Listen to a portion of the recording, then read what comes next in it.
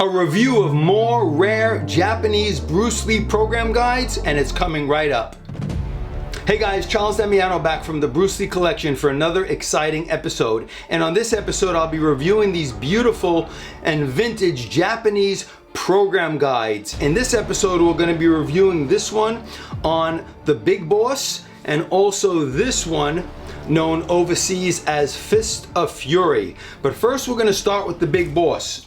So if you guys remember this, it was released here in the United States as Fists of Fury.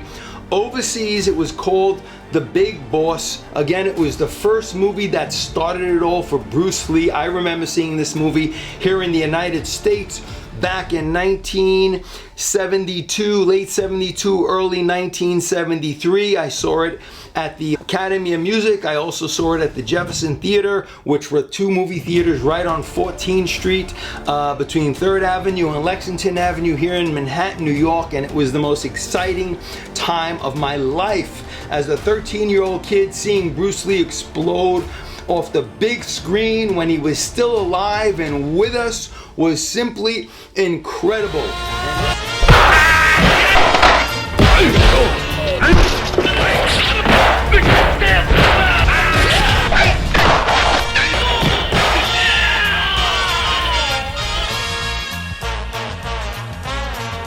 And this is what started off the Bruce Lee craze right after, of course, Five Fingers of Death, which was the first martial art movie that was ever released in the United States back in the early 70s. So that was the first one that started it off for me, followed by The Big Boss. So this is just incredible. These are Japanese program guides, and what makes these different than press books, the press books went to the movie theaters at the time to help promote the movie.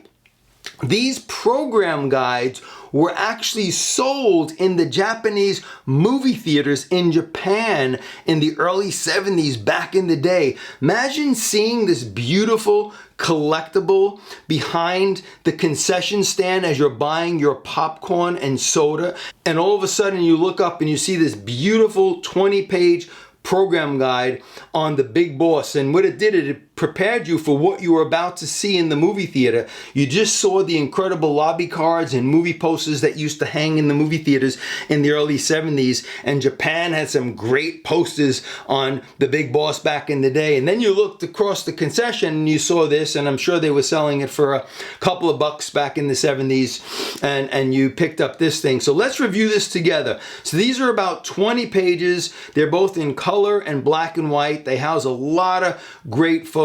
As we get to the middle of it, you'll see a beautiful spread that occupies 2 pages of all color photos on Bruce Lee. So let's just first talk about the cover.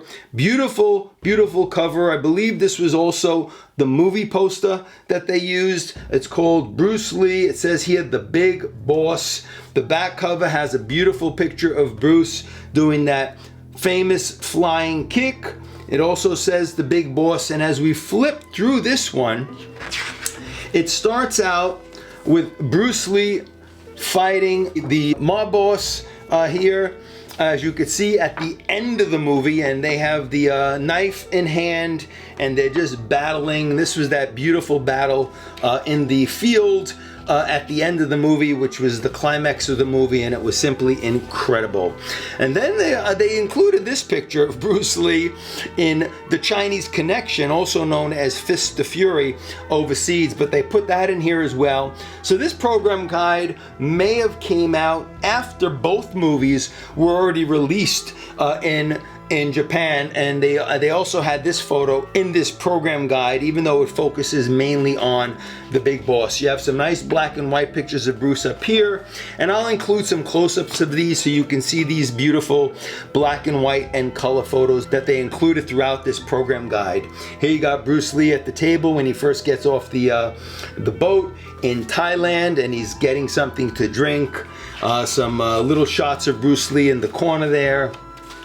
Followed by these great shots here of Bruce Lee, and then you have this one in an off blue type paper. The great thing about Japanese memorabilia is they really use some high quality paper, much thicker than the normal magazines you picked up in the United States. They also added a lot of color photos in these books as well. Again, you have in the next page some more black and whites of Bruce fighting in the ice factory on the top here. Here he is when he went to the brothel. And he's lying in the bed at the bottom. You got more of him and the big boss here battling the big boss at the end of the movie theater. And then you come across this beautiful full spread on Bruce Lee. So the centerfold here is Bruce Lee with the tan outfit sitting against his red Mercedes. What did you guys think of Bruce Lee's dress and style? You think he was a stylish guy? Leave it in the comments. Let me hear from you. Was Bruce Lee a stylish guy? And did you enjoy the way he dressed and carried himself? Let's hear it in the comments, guys. Again, I just love the way he dressed. I love the suit. Love the red Mercedes. I think Bruce was just super cool. And then as we flip through it, we get to another few photos here, black and white photos of Bruce Lee from the Big Boss. And as we go, you have a few more color pictures here. Again, this was one of the deleted scenes where they jump over the burning carts, which later we saw that clip or that scene in the Arrow box set. But when it was released here in the United States, at least, we did not see that scene or some of the scenes in the brothel at the time. Maybe in Japan they included those in. It is in the program guide.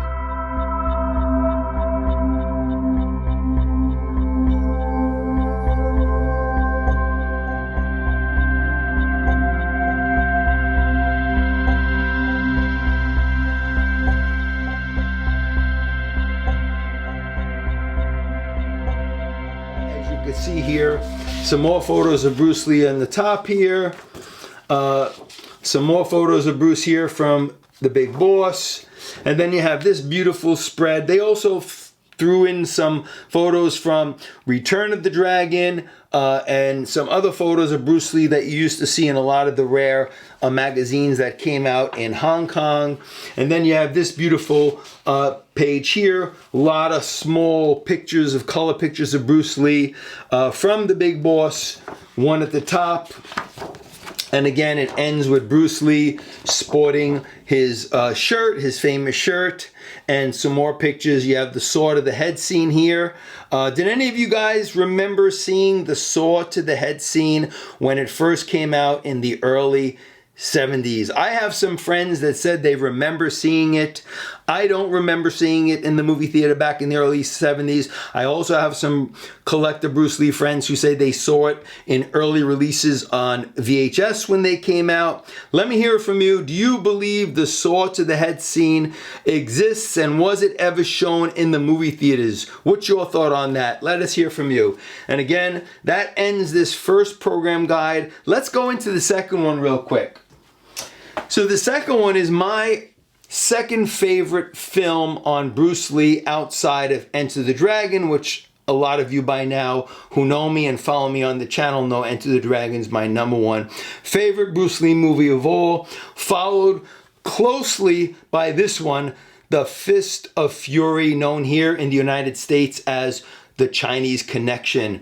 And I just love the cover of this program guide.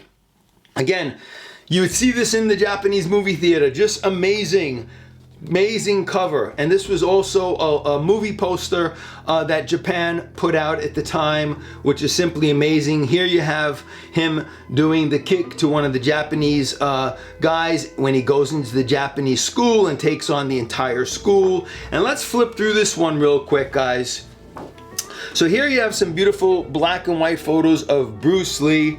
Here it says Fist of Fury, because that's what it was called overseas, not to be confused with Fists of Fury. But this film was known here as The Chinese Connection. I know it's confusing, but this one was called Fist of Fury when it came out in Japan and in Hong Kong and overseas.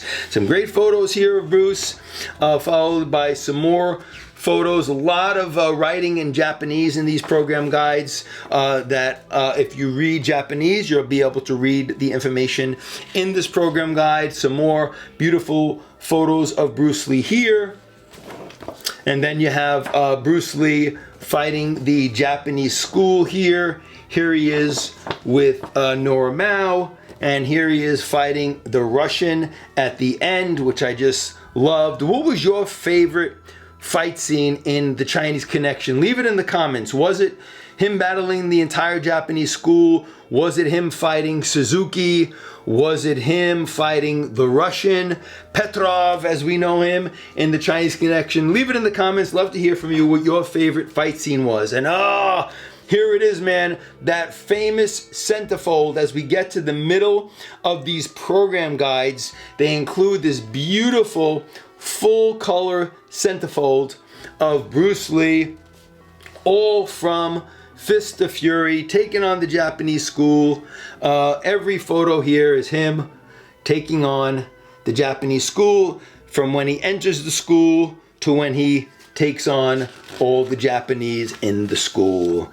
You have here a beautiful picture of Bruce in black and white, followed by another beautiful color photo of Bruce Lee giving one of the thugs in the Japanese school a blow to the groin as he battles the entire school in a few minutes. Here he is with the nunchucks, which he first introduced in The Chinese Connection. That was the first time I actually saw Bruce use a pair of nunchuck, was in The Chinese Connection. Before that, I've never known what nunchucks were, and they were never shown in any of the movies that I saw growing up as a kid, although he did first introduce the nunchucks in one episode of The Green Hornet back in the 60s, which I didn't really remember as a kid, but there was one episode that he did show the nunchucks. So that's when he really first introduced the nunchucks to the American audience. And then you have some more beautiful black and white pictures here of Bruce Lee. And as we get to the end of the program guide, we have Bruce kissing Nora Mao in this scene, and then it ends with Bruce sporting those beautiful glasses that he would always wear. Again, very stylish guy. And some more great photos of Bruce Lee on the other page, followed by this incredible back cover of Bruce Lee. Now guys, if you like to pick up these program guides, let me know, because I do have both of these beauties available. You can email me. My email address is cdbrlee@aol.com. I do have an extra one of these each in my collection. These two are for sale, so if you want to add these beautiful Japanese program guides to your collection, simply email me. Again, it's cdbrlee@aol.com. Shoot me an email. We can discuss the details. I'll give you a really great price on these beautiful program guides. And until next time, guys, if you're new to the channel and haven't subscribed, please give the video a thumbs up, subscribe to the channel so you never miss an episode similar to this. And once again, Charles Damiano, as I always say, have fun collecting, and we'll see you guys next time. Take care, guys.